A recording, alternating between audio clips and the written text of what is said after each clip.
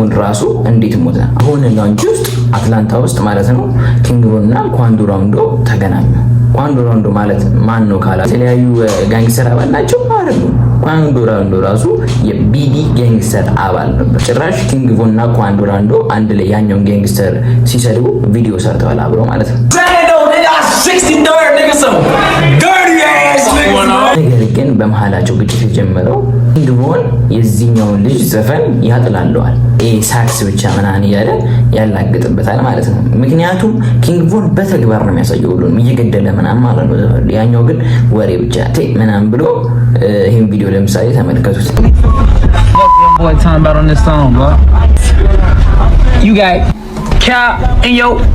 ምን ይለዋል? የምትገጥሙትን የምትሉትን አትኖሩትም ይለዋል ማለት ነው። ሊሆን የበለጠ የሚናደድ የቀደሙን የዘፋኙን ፍቅረኛውን ይዞ ፎቶ ይነሳል ማለት ነው። ይህም የምትመለከቱት ፎቶ የተነሳ ኳንዶ ራውንዶ እና የአሁኑ ዘፋኝ ምን አገናኛችሁ ካላችሁ አንድ ላይ ነው የሚኖሩት። በጣም ቤስት ናቸው።